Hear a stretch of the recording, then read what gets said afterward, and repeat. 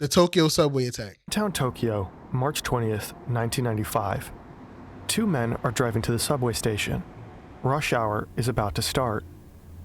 They make a pit stop at a convenience store. The driver buys 2 newspapers. The passenger, gloves, a knife, tape, and sandals. The passenger is dropped off in front of the station. His train is arriving shortly. He boards the front carriage, and after 3 stops, he takes a package out of his bag and drops it onto the floor. It's wrapped in newspapers from the convenience store. He takes the sharpened tip of his umbrella and drives it into the package. A few more holes for good measure. The driver is waiting for him outside. He makes sure that any liquid left by the package is gone. The liquid the man just released on the Tokyo subway is over 900 milliliters of Sarin, one of the deadliest nerve agents on the planet. On March 20th, 1995, at the height of morning rush hour, Tokyo was attacked. Emergency services overwhelmed. Hundreds of calls flood in. People... See, because I live in New York, right? And I've done some training, none of your business or where I did. And I've done some training, none of your business or where I did my training. But I've done some training where they say like the easiest place to like settle something like, you know, chemical or like biological as like a terrorist is the subway station. They did a study that they let off a harmless gas into the subway station.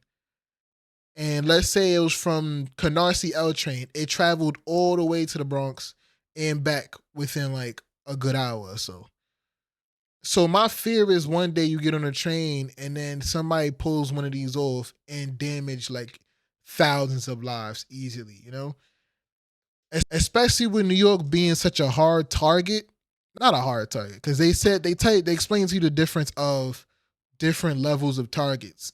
See, the train system is like a soft target, whereas you're not doing much infrastructural damage, but you're risking a lot of lives. A hard target is like something like, let's say 9/11, because I know people don't like talking about 9/11. 9/11 was a hard target because it caused a lot of infrastructural damage, caused thousands of dollars and thousands of lives. You feel me? On that day, we lost 341 firefighters and 2 EMTs/paramedics. I don't remember exactly what it was, but we lost 343 FDNY personnel that day. You feel me? So when you sit there and, the thing is with terrorist attacks, it's not about if it's going to happen again, it's when. My fear is that the time is coming soon. We got, I don't even want to call him it. We have a leader who likes to argue, beef, and bother everybody right now. He's doing everything he can to make America look like the shittiest place to be in. He's beefing with Mexico. He's beefing with Canada. He's beefing with everybody and making everybody gang up and ally against us. Cool, whatever. But at the end of the day, if we get hit with like I already know as New Yorkers, we're fucked. We're the first one on their list. We have so much things in New York. We're like we're really the Mecca of America. We're fucked. New York, California, like if they, God forbid, knock on wood, may the grace of God, I'm not here for that shit. If they decide to send off a nuke to America, I can assure you the top 5 targets, New York and California is on them too. Swear to God, by the grace of God, and I hope I'm not on it. There's so many things that centralize in New York, and there's so many lives in New York and California. It will cause so much damage that we cannot bounce back from. People are dying in the Tokyo subway. The man Ikuo Hayashi was one of 5. 5 people who released almost 5 liters of liquid sarin in the cramped and poorly ventilated compartments of 3 subway lines. Chiyoda, Hibiya, and Marunouchi. 3 lines that converge at a single point, the heart of Tokyo's government. It was an attack ordered by a blind, paranoid man, but it was a man with $1 billion, an arsenal of deadly chemical weapons, and hundreds of loyal followers willing to use them. He brainwashed thousands with a perverse system of spiritual Oh, so this was larger than just like a few people who got their hands on sarin gas. This was like a big operation. Superiority, This was like a cult type thing. with a final goal to save the world by ending it. This is the story of the Tokyo subway gas attack. This video was made possible by 80,000 Hours, and the research was done by Robert J. Lifton, Ian Reeder, Haruki Murakami, and countless others. Chitsuo Matsumoto was born to a family of tatami mat makers. He couldn't see through one eye, but had some vision left in the other. As a child, he was sent to a special school. There, he used the eye that he had left to control his fully blind classmates. He forced them to strike each other, helped some go into town on the condition of money and favors. Oh, so he was that type of person from the jump. He didn't like build up to this. He was a dickhead from the beginning. Copy. Teachers said he was tender to some, brutal towards others. 20 years later, he graduated and became a masseur and acupuncturist. 3 years later, he met his wife. With the help of her parents, he opened up a store that sold Chinese herbal medicine. Discovering a talent for selling snake oil, he made hundreds of thousands off of fake drugs and potions. But Matsumoto, You know how convincing you gotta be, like, to like sell people and shit you know damn well don't work. And it's crazy because there's really people out there, and they're like very like out there, like, you know what I mean. You don't gotta look hard for them. There's a lot of people who know how to sell something to you. was more talented at selling than hiding. Like a lot of, and it's crazy because there's really people out there, and they're like very like out there, like, you know what I mean. You don't gotta look hard for them. There's a lot of people who know how to sell something to you. Was more talented at selling than hiding. Like a lot of car salesmen, they could sell you on a dream that isn't real, bro. The car market is crazy right now. They could really sell you on some shit. He's caught and served a jail sentence. Going bankrupt and experiencing profound shame, he grew resentful of the state that took from him. In his darkest hour, he meditated, practiced yoga, read Eastern philosophy, and studied. He embraced Buddhist concepts of karma, redemption, and rebirth, and built his own interpretation. With newfound confidence, he starts a new business, a yoga school and publishing company. Matsumoto becomes a guru. Determined to fix the mistakes he made earlier, he combines his skills for marketing with spirituality. A photo of him levitating appears in a magazine. Photos of him getting endorsed by spiritual leaders. He does interviews and tells the world that he wandered the Japanese countryside when a deity appeared before him. It told him he was the god of light who will lead the armies of all the gods That's to always usher the in the angle. holy kingdom. They always go with the angle of God and, you know, religion, because that's how you really pull at people's strings. Because there's so many people that believe in religion, that believe in, like, you know, an upper level of human, and then there's the that believe in, like, you know, an upper level of human, and then there's those gullible people that would say, all right, this random guy who did a conversation with Gandhi one time, he is the real true Messiah. Of you know? Shambhala, through a final war that will end all darkness. TV appearances, radio shows, magazines. And to be honest, that's like kind of my issue with religion right now. That's why I had such a jaded, like, you know, relationship with religion, because there's so many people saying so many different things that the message is kind of diluted. Like TV evangelists, I hate them. Why do you have a mega church, right? You have a mega church, and then you're also asking for donations on top of that.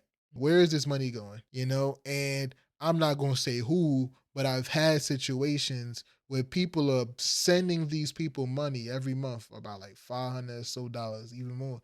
And they send them these people money, and they send a mail back saying, hey, you know, your blessings is on the way. Your blessings is on the way. You'll get something out of it. And they have sold this dream of, hey, at some point I'm gonna receive what I had and more. So me giving them $500 will be justified eventually. And we could go on about it all day, but that's my issue with TV Angelus and, my jaded, relationship with religion In and all that interviews, jazz. deceptive photos and Type articles shit. are paying off. He leaves behind his old self, no longer Chitsuo Matsumoto, a failed salesman, the boy raised by tatami mat makers. Now Shoko Asahara, a guru with a following. The name of his cult, Aum Shinrikyo, Supreme Truth. But his cult is not like others. He's surrounded by brilliant scientists, chemists, physicists, Japanese from elite universities, and families. Asahara had a goal that needed talent that would help him build a new Japanese civilization after Armageddon, with him at its center.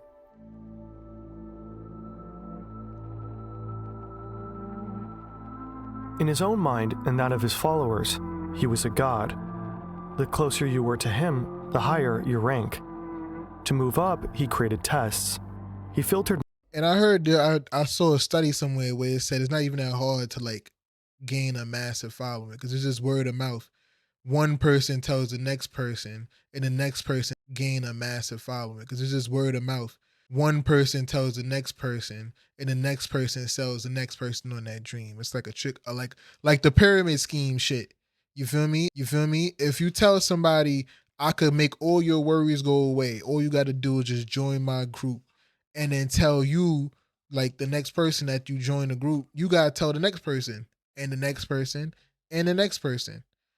That's kind of like how their structure is. You feel me? I used to have a coworker that was like that.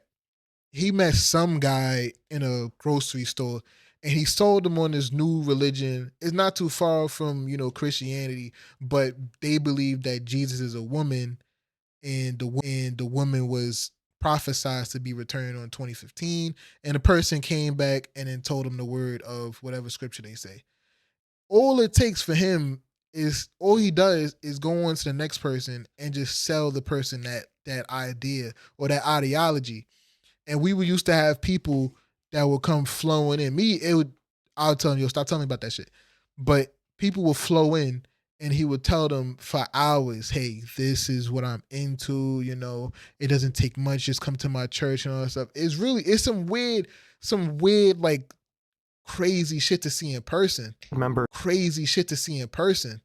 for their devotion and people really be going with it. And he got you. And talent, and began targeting the young and educated. Holding talks at top universities, Asahara crafted a message that blended spirituality with science. He offered outfitted research labs alongside enlightenment. He marketed himself to those who felt alienated from Where was he getting his money from, though? Japanese society. Sexual advertisements to target lonely young men, flirtatious women on the answering machine. Most ignored his advances, but some did attend his talks. These were Samana Minarai, one foot in Aum, the other still in Japanese society, the lowest of his hierarchy. Once a novice, the next step was a loyal member, a Samana. Only a Samana could truly join the master. They could unlock supernatural abilities like Asahara, levitation, telepathy, and mind reading. But they had to cut off their lives. A Samana had to renounce their family, property, money, work, and even their names. And that's how you indoctrinate somebody into a cult. Right there. You cut them off from anybody with real. That's how you indoctrinate somebody into a cult. Right there. You cut them off from anybody with real sense. You feel me? Because anybody could sit there and say, hey, I'm into this, that, and the third. And you say that shit at the family table and be like, get the fuck out of here. That's a cult. You in a cult. And then once you too deep in, it's like, oh, you don't know what you're talking about. And then they cut people off. They had to give it all to Aum Shinrikyo. During their initiation, they participated in mass prayer ceremonies. They were given high doses of LSD and were locked in small rooms for weeks. Samanas were he not only did this, he drugged them on top of that. Good to know. Forced into celibacy. They were forbidden to love or to ejaculate. For young men who joined a religious death cult, the former significantly easier than the latter. They endured exhausting breathing exercises, long hours of meditation, and were sometimes expected to rise and kneel 100,000 times in a row. On top of this schedule, each member was given heavy unpaid labor. It was normal for them to only get 3 hours of sleep a night. This was required for Asahara to cull his stock. The line between punishment and training was blurred by design. Long exposure to scalding hot and freezing cold water, hanging upside down for hours. Samanas were told this was training, the only way to rid themselves of bad karma. Bro, if anybody sit there and say, yo, I need to hang you upside down so you could rid yourself of this bad karma, I'm leaving. You making way too little sense to me, bro. I need you to break it down for me. So you could rid yourself of this bad karma, I'm leaving. You making way too little sense to me, bro. I need you to break it down for me. Karma is a core belief in Buddhist tradition. Good actions bring good results. Bad actions bring suffering. Traditionally weaponized by white girls with dreadlocks who call their exes narcissists, Asahara used it differently. According to him, it could be removed through physical means like asceticism and self-torture. If they worked hard enough, they could also remove it from others. By the late 80s, his operation had matured. His goals shifted from acquiring followers to using them. He tells them of his Shambhala plan. Their movement would spread and transform the world into a utopian paradise. He launches a new headquarters near Mount Fuji. They start acquiring rural plots of land to build lotus villages. These were isolated communities of Aum followers that were models for their new civilization. The beginning of his state within a state. He knew the power of vision well, so he hid his followers from the outside. Again, disconnecting people from the actual reality of the world so people cannot divert their attention from this, cultish idea. It's September 1988. A samana is divert their attention from this, cultish idea. It's September 1988. A samana is hung upside down at the Mount Fuji Center. He had been showing signs of mental illness during the cult's rituals. They immersed him in ice-cold water to calm him down. He dies. That wasn't supposed to happen. Asahara and company are worried. This could ruin their entire operation. They tell no one, and they burn his body and hide his ashes by dropping them in a lake. First crisis that's insane. Averted. But now they had a new problem. The men's friend Shuji Taguchi saw what happened and threatened to leave and snitch. That wasn't supposed to happen. As Asahara's fear, isolation, and power grew, so did his interpretation of karma. Everyone outside of Aum was infected with bad karma. If they died, they would suffer in the afterlife. His members, however, were spiritually superior, equipped with the ability to take on their karma. They had a duty to elevate people's souls. A spiritually superior person could cleanse them of their bad karma by killing them.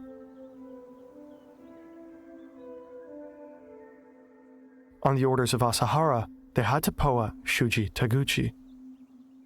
He was strangled. Oh, so that's how he justified them doing a hit on him. Damn. So that's how they justified it. They made it seem like it was something to rid him of his karma. Strangled by 5 members in a... But you see how they switched the... Damn. So that's how they justified it. They made it seem like it was something to rid him of his karma. Strangled by 5 members in a... But you see how they switched the ideology like an instance? Like, oh, no. If we kill him, we rid him of his karma. The whole idea changed like in a heartbeat. Small tatami cell. Asahara's first real kill.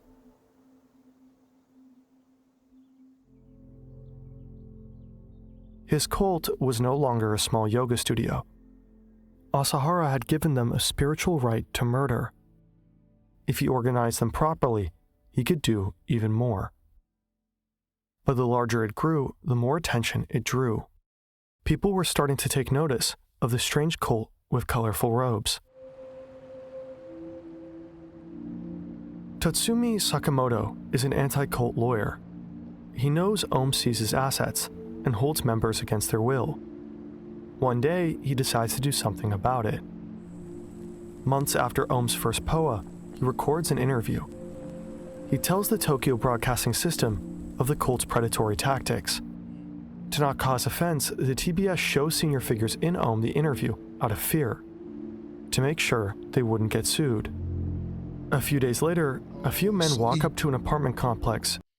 Oh, so he ratted on the whole situation. He was trying to get the word out and people so he ratted on the whole situation. He was trying to get the word out and people they moved. Damn, in the suburbs of they killed it from the Yokohama. jump. At around 3 a.m., armed with hammers, hypodermic needles, and potassium chloride, the men enter the Sakamoto residence through an unlocked door. They find Sakamoto and his family sleeping. They hit Tsutsumi in the head with a hammer. He's injected with potassium chloride and strangled. At the same time, his wife is also injected, beaten, and strangled to death. The men proceed to murder their son. They remove all 3 bodies from the apartment. Just another compassionate act of salvation, Asahara explained. They definitely backed it behind the, this is how you clean somebody's aura or their karma or whatever. This is how they stand behind that. That's crazy. Asahara had killed twice without consequences. His vision expanded. He saw the absolute loyalty of his followers. And this is probably when he started feeling untouchable, because there's always a stage where a co-leader will feel untouchable, like they're above. Probably when he started feeling untouchable, because there's always a stage where a co-leader will feel untouchable, like they're above everything else. Like, shit, I'm drawing a blank, but when I remember, it was Mason something. There's a point where a cult leader feels like there's nothing they could do that would make them, liable for anything. They could kind of just get away with anything. There was no limit to what he could make them do. Anyone opposing the group was labeled as evil and marked for elimination. Soon, that meant the entire world. Similar to the Nazis during World War II, Aum viewed society outside as filled with inferior people who did not deserve to belong to the new world they were creating. Spiritual superiority replaced racial superiority. And that's all it takes to really convince somebody. You just explain to somebody, hey, we're better than them. You feel me? You just explain to them, I'm better than you. I'm better than you, and we're above those people. Aum members became gatekeepers of life and death. With the ego that only a very serious meditator has, Asahara truly believed he was the second coming of Christ, Shiva, and other deities. But proving he was God brought problems. He made world-ending predictions. Tokyo and Japan would sink.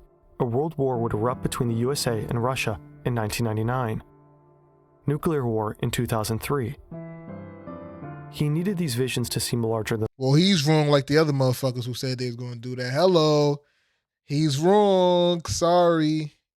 It's fun seeing people. He's wrong. Sorry. It's fun seeing people who predict the future. They never get it right. Now, they always say nuclear war, the world's going to end at one point. And the whole time, we just here chilling. Yeah, the world's a little more fucked up than it was in 1995. But we still here, you feel me? Not one nuke sent off yet. ...than life. But they also had to come true. If they didn't, it could show his followers that their emperor wore no clothes. But Asahara specifically crafted his organization to make his visions real. Aum was divided into ministries and agencies, each run by a high-ranking member chosen for their expertise and dedication. These were the upper ranks, his inner circle. Hisako Ishii built a war chest. An office worker in her former life, she showed exceptional administrative skill. She helped Aum amass $1 billion in assets. $1 billion?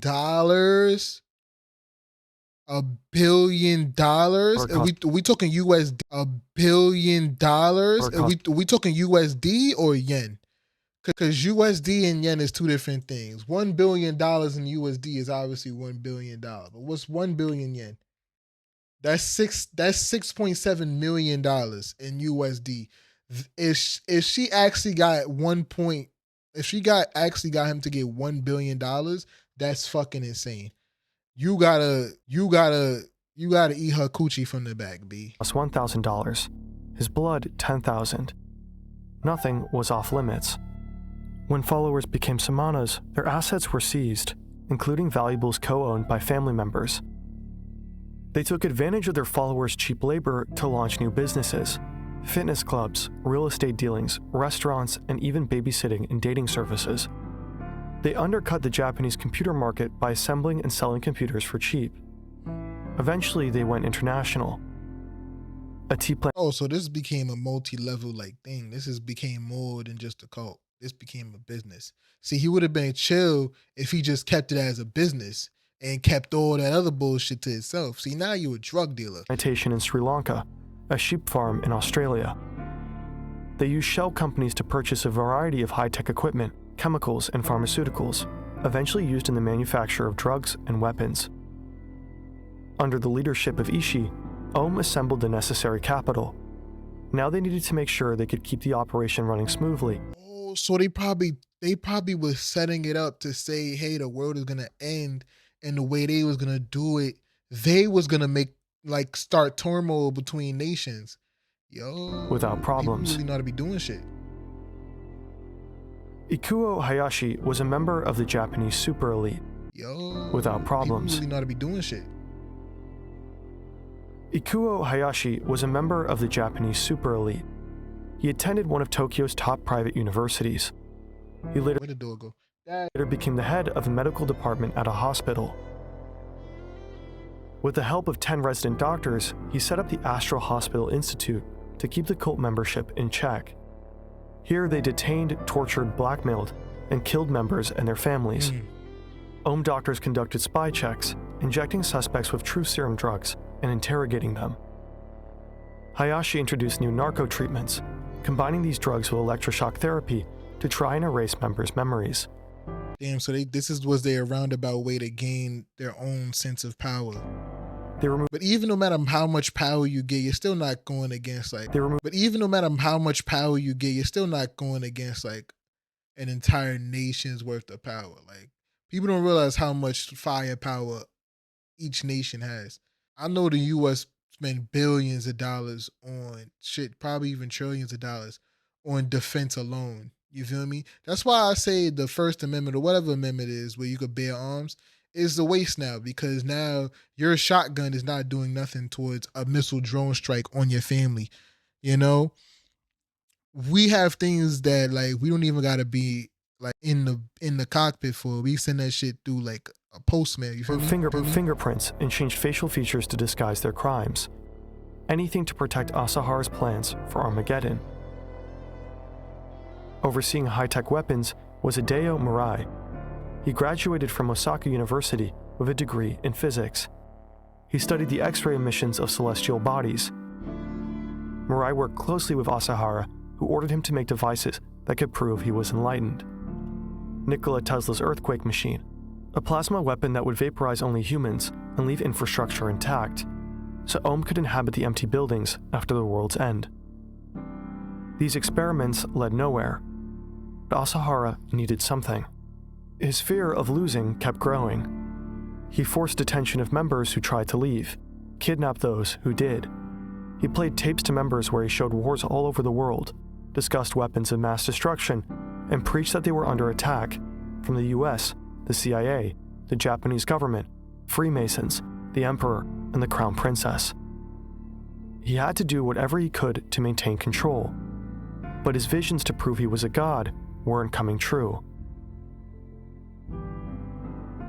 Until they did. Damn, so he's probably was so in doubt throughout the his community or whatever. In 1995, he assigned a member to predict natural disasters by making astrological calculations. On live radio, the man gave a semi-educated guess. An earthquake would happen around Kobe. 9 days later, over 5,000 people lost their lives in a devastating Kobe earthquake. For his followers, this was indisputable evidence that Asahara could see the future. Armageddon was coming. That was a lucky fucking coincidence. Numbers were That shit wouldn't. for their I lives, need you to guess it twice. Guess the Powerball numbers for me. while he gained time. Time to get his followers to fight in his final war for Shambhala.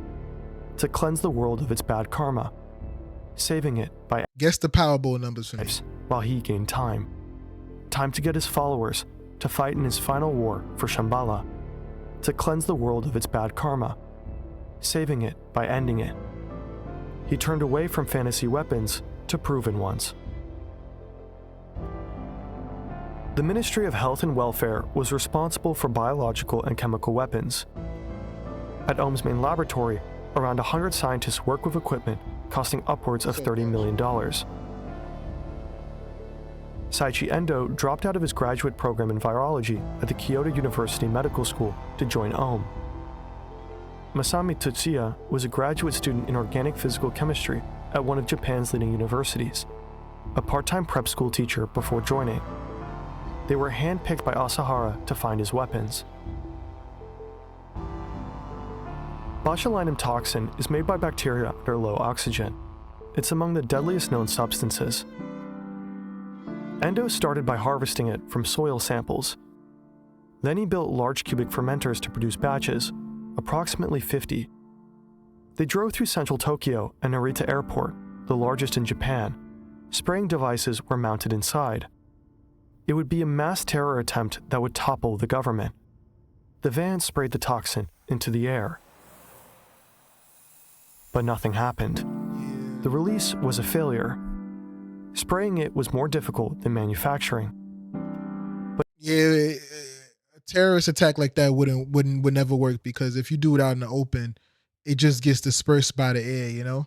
You would have to come with like a very potent version of that virus or whatever. Trying to get down, Dashy? All right. I see you in the flip, my boy, all right? You okay, Dashy? Trying to get down, Dashy? All right. I see you in the flip, my boy, all right? But Endo was determined, so he tried again. This time, the imperial palace during a royal wedding of the crown prince. It would be a mass terror attempt that would topple the government. The van sprayed the toxin into the air. But nothing happened. Yeah, that doesn't work. Botulism botched again. You tried twice the same move and it didn't work. It didn't work the first time. Why would it work the second time? You know how easy it is to like dodge that shit? You know how easy it is to like dodge that shit? Third time's the charm, Endo must have thought. At this point, you're just throwing away bread, B. Maybe. So one more attempt was made. 3 briefcases equipped with sprayers were placed near the ticket barriers. Wandering passengers, workers, Tokyo's government elites would be unknowing targets. But nothing happened. Alright, But Endo didn't stop there. Anthrax is an infectious disease caused by bacteria that live in soil. Animals become infected while grazing. Humans can get infected by cuts in the skin, breathing it in, or eating contaminated meat. Inhalation is the most dangerous, the most relevant for weapons. Without treatment, it's fatal. Yeah, anthrax is one of them scary things. I remember back in, I think it was 2006, anthrax is one of them scary things. I remember back in, I think it was 2006, they were saying that they were sending like mail to like hundreds of random people with anthrax in it.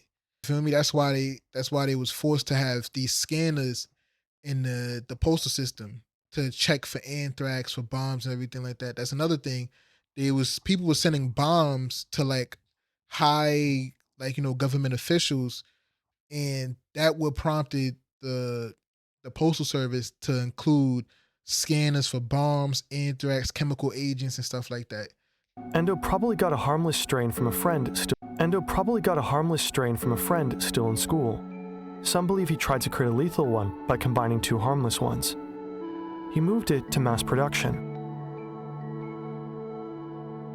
Ever cautious, they tested on the roof of their headquarters. And this time they succeeded, sort of. They made the street smell bad and killed a few birds and pets. But something had worked. They turned the anthrax into powder and drove it through central Tokyo. It would be a mass terror attempt that would topple the government.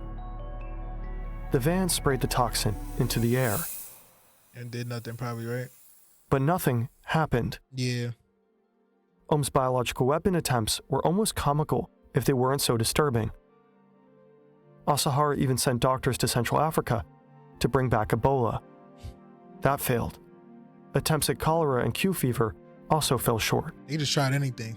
Despite this, Aum had other weapons that He just went down the list. All right, so what's the most lethal diseases, viruses? Ebola, anthrax, botulism. Maybe we should try polio. Do polio work? Anthrax, botulism. Maybe we should try polio. Do polio work? I don't know. could still use. Masami Tsuchiya led their chemical weapons program. He would have been fired like a long time ago, B. They made tabun gas, mustard gas, soman, hydrogen cyanide, and phosgene. They killed 20 dissidents by squirting them with VX. They tried to kill a journalist, a friend of the lawyer Tsutsumi Sakamoto, with phosgene gas. She escaped injured. Multiple hydrogen cyanide attacks were attempted, but failed.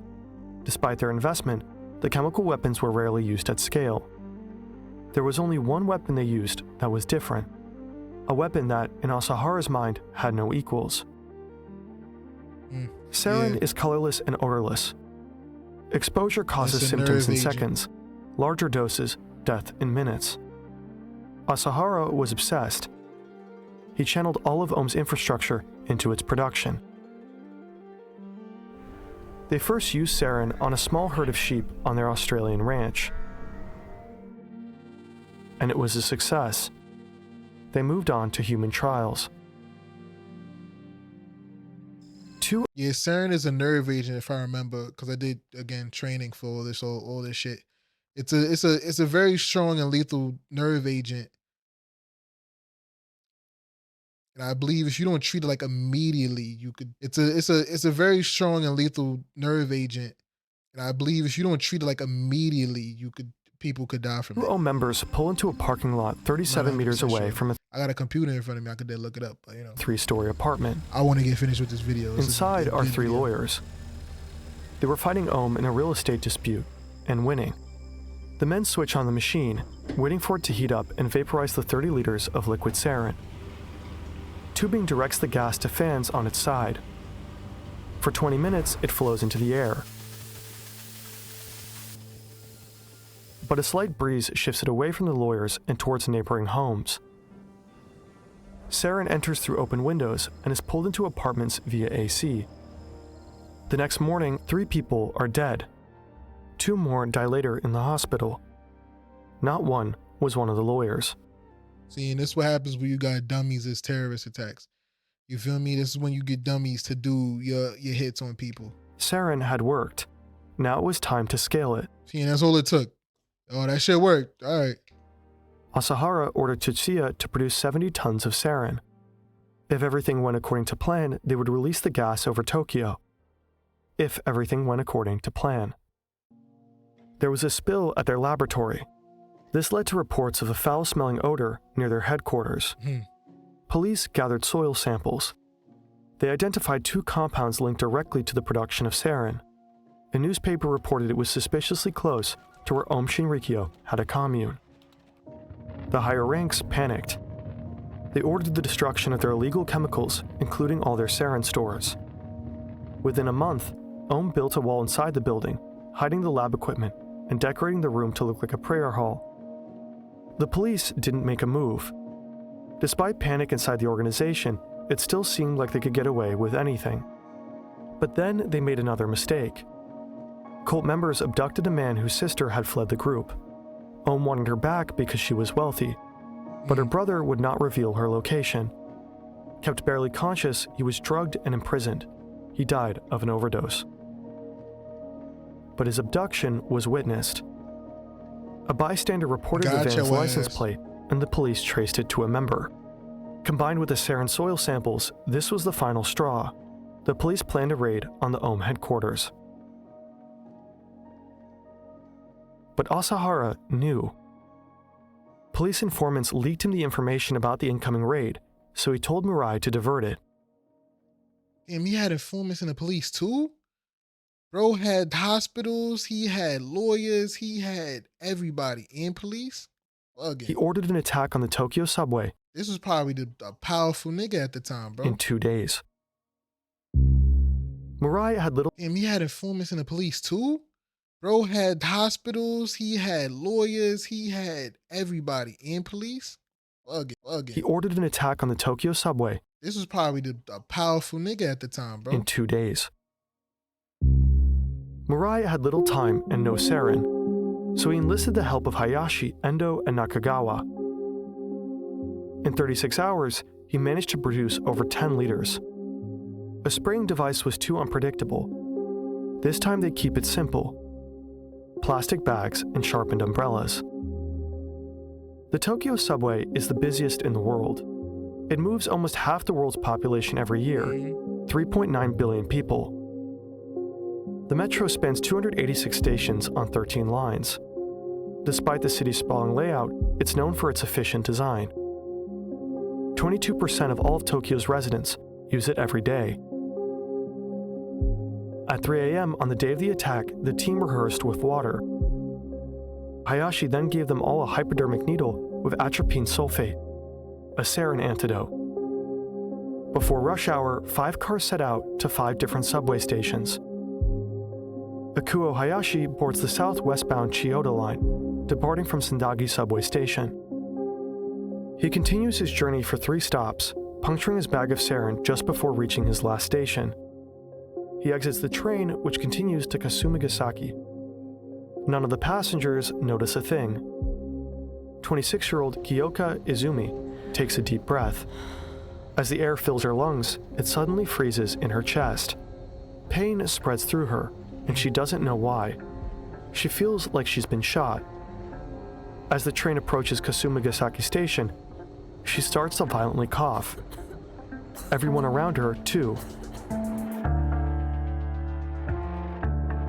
And that's probably the scariest shit of sarin gas because, once it's in you, there's nothing like, you got to get immediate treatment. Applied physicist Toru Toyoda boarded the first carriage of the northeastbound Hibiya line.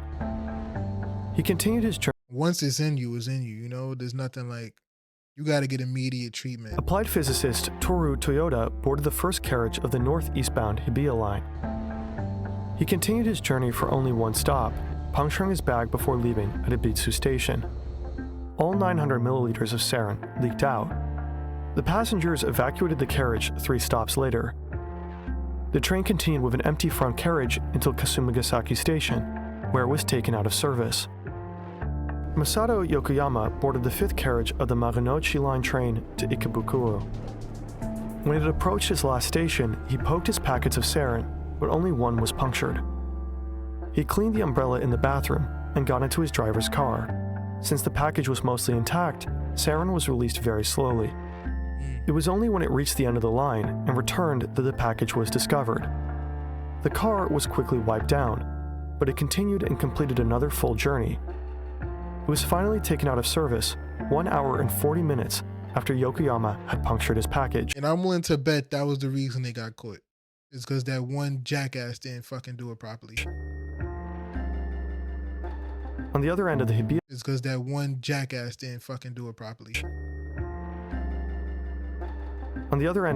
line, Isuo Hayashi boarded the southwestbound train. To prove his devotion to Asahara, he had volunteered to take an extra package of sarin. The packages immediately began to smell, causing passengers to feel ill. As soon as they reached the following stop, a man kicked the package onto the platform at Kodamacho Station. The small area quickly filled with the gas. The train kept going with a puddle of sarin on the floor. An overwhelmed passenger pressed the emergency button, but the train was in a tunnel and had to continue until the next stop. It finally stopped at Tsujiki Station, where 5 passengers collapsed on the platform. Kenichi Hyosei boarded the westbound Marunouchi line at Ikebukuro Station. He punctured the packets of sarin and exited the train. All 900 milliliters of sarin were released. 2 passengers collapsed by the time the train reached Nakano Sakoi Station. They were evacuated, and a station attendant removed the package. The train continued until the end of the line. New passengers boarded the train at Ogikubo Station. At 8:38 a.m., it continued in the opposite direction, until 2 stops later, it was taken out of service. And people might wondering like why didn't they like shut that down immediately? Well, this is probably the first time this ever actually happened. See, and people might wondering like why didn't they like shut that down immediately? Well, this is probably the first time this ever actually happened. See, the fucked up part about like prevention of things is that it has to happen in order to know what to prevent, you know? This happened. So now they know, okay, we need to install alarms on every train station for things like this. We need to track when people purchase certain items and stuff like that. That's why we have TSA more in depth, like searching and stuff like that. Before 9/11, you could get on a plane or whatever and do whatever. My dad used to tell me, yeah, you could get on the plane with whatever you had. You could smoke on the planes and shit like that and all that other stuff. Now, post 9/11, things are much more restrained. You know why? Because we know what to prevent.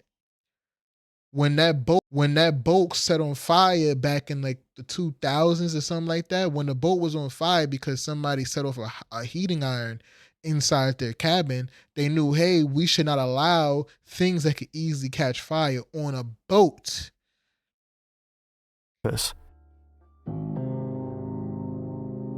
Aum's attack killed 13 people and injured more than 6,000. When it was determined that Sarin was the cause, Aum was connected within hours. And in New York, we have, because after this, I believe we did a study. They set off like a harmless gas, set it off at one train station, and it was found miles away from that station. And it's so easy for trains that go through tunnels to spread a disease or spread a virus or anything like that. It's so easy because the mode of trends of like movement is from the train, Like if you set off, what's a good guess? If you set off chlorine gas on the L train line, it will go the entirety of the L train line before it dissipates. It might even travel through other lines because the train moves air with it, So that's why that's a big fear of mine, because New York is a target. Luckily we have things in the subway station. They don't tell you that, but we have sensors, we have devices that acknowledges certain things, certain dip in air quality, oxygen levels in the subway stations. They don't tell you that because they don't want you to worry about it, but we have those things in order to combat that.